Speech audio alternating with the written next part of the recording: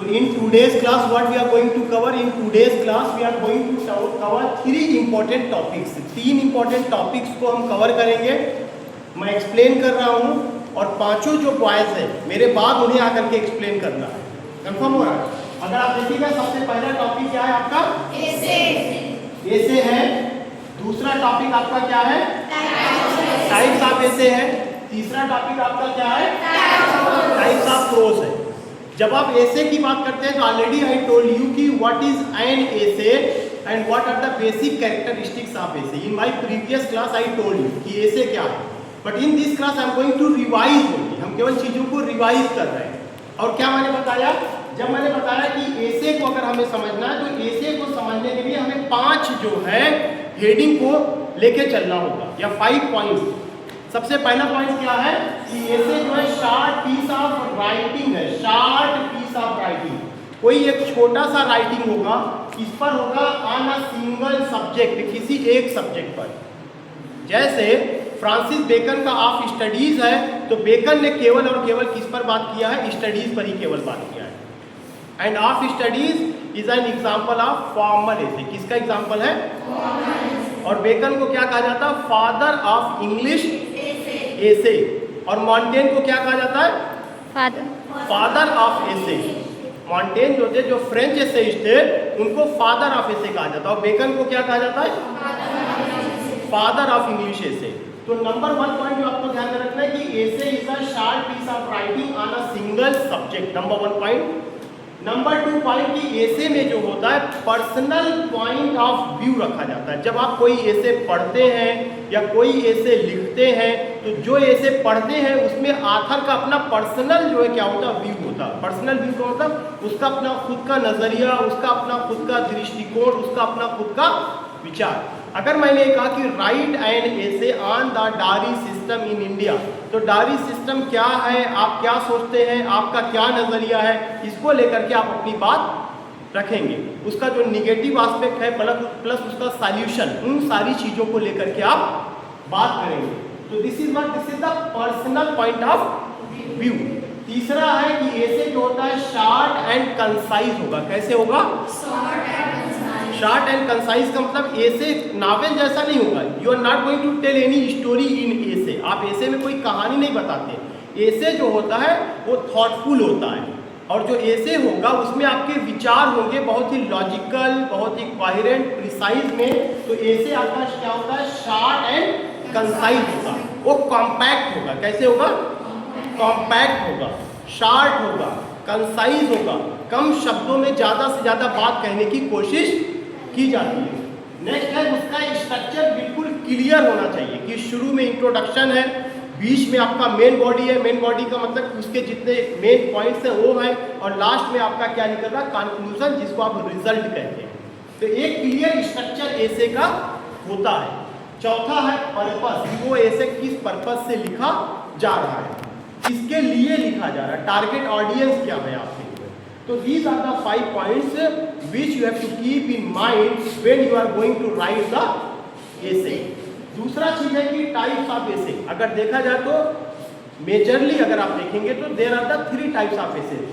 Formal, informal और periodical. Formal essay को हम क्या कहते हैं? आर्टिकल कहते हैं. फॉर्मल ऐसे ऑब्जेक्टिव फॉर्म में होता है. इसमें इंस्ट्रक्शन होता है, इसमें पर्सुएशन होता है, और इसमें जो है ऑथर क्या करता है? इन्फॉर्म करता है. बेकन का जो 58 एसेज है that published in 1597, 1612 and 1625, a well known essayist of English literature belongs to Elizabethan age. उन्होंने जो लिखा वो सब का सब किसका एग्जांपल है? फॉर्मल. इसका मतलब वो जो फॉर्मल ऐसे है वो आर्टिकल की शक्ल में है, वो ऑब्जेक्टिव होगा, उसमें इंस्ट्रक्शन है, उसमें पर्सुएशन है, उसमें इन्फॉर्म किया जाता है. कभी भी जो भी फॉर्मल ऐसे होगा उसका राइटर रीडर के साथ इंटीमेसी नहीं दिखाता, फ्रेंडशिप नहीं करता, बल्कि वह इंस्ट्रक्ट करता है. आपको ये फॉलो करना, आपको ऐसा करना. तो instruction is very important, objectivity is very important, persuasion is very important. और वो क्या करता है? इंफॉर्मेशन देता. Are you getting the point? Next type का ऐसे कैसा है? और एक और पॉइंट है, उसमें आर्ग्यू होगा और वह एनालाइज किया जाता है. आर्ग्यू होगा और एनालाइज. साइंटिफिक अप्रोच की जो बातें कह रहे हैं ये लॉजिकली सही है या नहीं सही है. एक साइंटिफिक मैकेनिज्म होगा, साइंटिफिक अप्रोच होगा, कंसाइज होगा, कॉम्पैक्ट होगा, इंफॉर्मेटिव होगा, एनालाइज करने की चीजें होंगी और उसमें आर्ग्यूमेंट होगा। एक इसकी खासियत होती है फॉर्मल एसे, और फॉर्मल एसे का दूसरा क्या नाम है? आर्टिकल। क्या नाम है? न्यूज़पेपर में एडिटोरियल पेज में जो कुछ भी आता है ज्यादातर वो किसका एग्जाम्पल है? फॉर्मल एसे का। उसी के उल्टा क्या होता है? इनफॉर्मल एसे होता है। इनफॉर्मल एसे में क्या होता है? पर्सनल चीजें आकर अपने बारे में शेयर करता, अपनी लाइफ को, अपने मिलने जुलने वाले लोगों को, और उसका जो लैंग्वेज होगा उसमें प्रोनाउन जो आएगा वो आई एंड यू आएगा। कौन सा प्रोनाउन आएगा?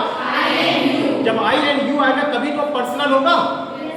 जब आई एंड यू आएगा तभी पर्सनल होगा। तो उसमें जो प्रोनाउन होगा वो क्या होगा? आई एंड यू होगा। उसमें वह बहुत रिलैक्स हो करके बात करता है, वह कहीं पर इंस्ट्रक्शन नहीं देता, वह पर्सुएशन की बात नहीं करता। तो there is no instruction, there is no persuasion, but what do you get? You get कि that the author is in leisure condition, LEISUR, एकदम फुर्सत में होगा, रिलैक्स होगा। और वह क्या होगा? कन्वर्सेशनल होगा। ऐसा लगता है आपसे बातचीत करता, अपनी चीजें आपसे शेयर करता, आपसे दोस्ती करना चाहता, वह रीडर के साथ इंटीमेसी दिखाता है। कन्वर्सेशनल होगा, सब्जेक्टिव होगा और इंटीमेसी विद रीडर, और रीडर के साथ वह क्या करेगा? इंटीमेसी दिखाएगा। इंग्लिश लिटरेचर में एक बड़ा नाम है जिसका नाम है Charles land, CHARLES, Charles land, जो आपके यहाँ सिलेबस में है। उनका ऐसे है ड्रीम चिल्ड्रेन। क्या सा ऐसे है? Dream children. मैं फिर से बात कर रहा हूँ, इंग्लिश लिटरेचर में एक एसेइस्ट है जिसका नाम है चार्ल्स लैंड, और उनका ऐसे है ड्रीम चिल्ड्रेन। एक इसका एग्जांपल है, ये आपका इनफॉर्मल ऐसे का एग्जांपल है। किसका एग्जांपल है? इनफॉर्मल ऐसे का example. It's an example of informal essay. Are you getting the point? तो इसमें इसका मतलब जब आप ये पढ़ेंगे तो इसमें कौन सी खासियत आएगी? पर्सनल, रिलैक्स, कन्वर्सेशनल, सब्जेक्टिव और इंटीमेसी विद रीडर। नेक्स्ट आपका ऐसे है पीरियडिकल ऐसे। पीरियडिकल ऐसे वह ऐसे था जो किसी मैगजीन में, और एक कब आया हुआ? ये आपका आया हुआ 17वीं और 18वीं शताब्दी में। कब आया है? जो मैगजीन्स में पब्लिश हुआ, जो कि जो है न्यूज़पेपर में पब्लिश हुआ, जो जर्नल्स में पब्लिश हुआ। कैसे? हफ्ते में, बाई मंथली, महीने में 2 बार या मंथली महीने में 1 बार, in a certain period of time. उसको क्या कहा गया? पीरियडिकल, उसका नाम ही रखा गया। तो essays which published in magazines, journals, newspapers, monthly, bimonthly या वीकली, जो कुछ भी उसका था उसको हमने क्या कहा? पीरियडिकल। फिर आपका तीसरा टॉपिक है types of prose. Biography, autobiography, memoir, travelogue, novel और शॉर्ट स्टोरी। ये सब प्रोज की शक्ल में होगा, नज्म की शक्ल में नहीं होगा। नज्म की शक्ल में नहीं होगा। प्रोजाइक लैंग्वेज होगा, कन्वर्सेटिव लैंग्वेज होगा, उसमें कहानी होगी, ऑल दिस थिंग। ऑटोबायोग्राफी क्या होता है? The life history of a man written by other. किसी आदमी के जीवन का इतिहास जो उसने खुद ना लिखा हो, किसी दूसरे ने लिखा हो, उसको क्या कहा जाएगा? बायोग्राफी कहा जाएगा। ऑटोबायोग्राफी क्या है? The life history of a man written by himself. किसी आदमी के जीवन का इतिहास जो उसने खुद लिखा हो। Are you getting the point? मैंने आपको पहले भी क्लास में बताया था, बायो माने लाइफ, बायो माने लाइफ, ग्राफ माने पिक्चर। किसी भी आदमी के जीवन का पिक्चर जो किसी दूसरे ने लिखा शब्दों में, दैट इज द बायोग्राफी। और उससे पहले कौन सा शब्द जुड़ गया? ऑटो। ऑटो माने सेल्फ, ऑटो माने सेल्फ, खुद के जीवन का इतिहास खुद के द्वारा लिखा गया, ऑटोबायोग्राफी। कंफर्म हो रहा है? जैसे महात्मा गांधी ने लिखा माई एक्सपेरिमेंट्स विद ट्रूथ, ये क्या है? ऑटोबायोग्राफी। इसी तरह से आपका क्या आता है? मीमायर। मीमायर का मतलब हिंदी में क्या होता है? संस्मरण। संस्मरण का क्या मतलब है? आप अपने जीवन के एक हिस्से को, जैसे अगर अभी आप कहाँ पर है, यू आर जस्ट परसुइंग या डूइंग ग्रेजुएशन, फर्स्ट ईयर में है, आप क्या करिए, फर्स्ट ईयर से पहले का जो आपका पीरियड रहा है क्लास 12 तक का, अगर आप उस पीरियड में जो आपका बचपना था, जो आपका क्लास 10 का लाइफ था, जो क्लास 12 का लाइफ था, जो लोग आपसे मिले, जो आपके दोस्त बने, जहाँ पे आप गए, उन सारे उस पीरियड को, जीवन के एक हिस्से को जो बीत चुका है और आपकी मेमोरी में स्टोर्ड है, अगर आप उसको लेकर के कुछ लिखते हैं तो उसको क्या कहा जाता है? मीमायर। इसीलिए बना हुआ memoir means the thing that is stored in memory. इसको आप क्या करते हैं? रिकॉल करते हैं। Are you getting the point? ये भी पास्ट हो चुका, बीत चुका, इंसिडेंट की शक्ल में होगा, दैट इज मीमायर। इसी तरह से आपका क्या है? ट्रेवलॉग है। ट्रेवलॉग क्या होता है, जिसको हिंदी में यात्रा वृत्तांत कहा जाता है। अगर आप जो है किसी एक जगह से दूसरी जगह पर जाते हैं तो जाते समय और जहाँ भी आप गए वहाँ तक का जो ड्यूरेशन है, फिर जब आप वहाँ से वापस आ रहे हैं और जहाँ के लिए वापस आते हैं वो जो ड्यूरेशन है 10 दिन का, 15 दिन का, बहुत सारे लोग टूर पे जाते हैं ना, 15 डेज टूर, 15 डेज का अपना उनका पैकेज होता है। जब वो जाते हैं तो जहाँ पे वो जाते हैं, जहाँ से डेस्टिनेशन, कानपुर से आप कहाँ पे गए, नैनीताल के लिए गए, 5 दिन, 2 दिन, 1 दिन के लिए। आप जाते समय रास्ते में वट एवर यू सा, आपने जो कुछ भी देखा, जो कुछ भी महसूस किया, जो वहाँ का खान पान है, जो आबो हवा है, जो भी चीज़ें हैं, जो भी चीज़ें आप देखते हैं, जब आप उसको लेकर के लिखते हैं तो उसको क्या कहा जाता है, उसको ट्रेवलॉग कहा जाता है। ट्रेवलॉग मतलब ट्रेवल से बना हुआ, आपने यात्रा किया किसी एक जगह से लेकर दूसरी जगह, और वो यात्रा आपकी क्या थी, फ्रॉम कानपुर टू नैनीताल। तो इस दरमियान आप क्या करें, ट्रेन से भी आपने गए, आपने बहुत सारे लोकेशन बाहर का देखा, लोगों से मिले, कहीं रुके होंगे, खाना खाए होंगे, रिलेटिव्स के यहाँ गए होंगे, ये जितना अनुभव था अगर आप उसको शेयर करते हैं तो उसको क्लोज में क्या कहा जाता है, ट्रेवलॉग। फिर आपका नावल, उपन्यास, पर डे आप नावल पढ़े भी है, इंटरमीडिएट में हिंदी में भी पढ़े होंगे। उपन्यास कोई नई चीज नहीं है, जो नावल है ये इटालियन वर्ड नावेला से आया है। किससे आया हुआ है, नावेला, NOVELLA, नावेला से आया। और नावल की उत्पत्ति कब हुई है, 18th सेंचुरी में हुई है। कब हुई है, 18th सेंचुरी में। The word novella came from the Italian word, the word novel came from the Italian word novella, और एक कब आता है, 18वीं शताब्दी में आता है।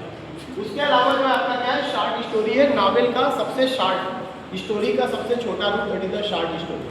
कंफर्म हो रहा, जिसमें किसी एक इंसिडेंट, कैरेक्टर्स को लेकर के या किसी चीज़ को लेकर के उसका बिगिनिंग होता है, मिडिल होता है, एंड होता है, और उसमें जो है लिमिटेड कैरेक्टर्स होते हैं। किसी एक इंसिडेंट को लेकर के, उसमें बहुत सारे इंसिडेंट नहीं होंगे, लिमिटेड कैरेक्टर्स को इकोनोमाइजेशन ऑफ वर्ड्स होता है। वी आल नो की शॉर्ट स्टोरी क्या है, हम लोग 6 शॉर्ट स्टोरी पढ़ चुके हैं, उसके एलिमेंट्स भी पढ़ चुके हैं। उसमें प्लॉट है, उसमें थीम है, उसमें कैरेक्टराइजेशन है, उसमें इंसिडेंट है, बिगिनिंग है, मिडिल है, एंड है, और ऑर्गेनाइज्ड फॉर्म में चीज़ों को प्रेजेंट किया जाता है। उसमें क्यूरियोसिटी होती है, उसमें रीडर जो है क्या करता है, जानना चाहता है, और लास्ट में कुछ ना कुछ मॉरल लेसन को प्रेजेंट किया जाता है या दिया जाता है। तो इतनी सारी चीज़ें थी, मुझे नहीं लगता कि अब कोई प्रॉब्लम है या आपको चीज़ें नहीं समझ में आई। सारी चीज़ें समझ में आ गई हैं, कोई डाउट किसी को? तो in this way we are able to cover what, unit 2, unit 3, elements of short story, what is an essay, types of essays, और आपका एक चीज रह गया, prose devices, वो मैं नेक्स्ट क्लास में किसी में बात करूँगा।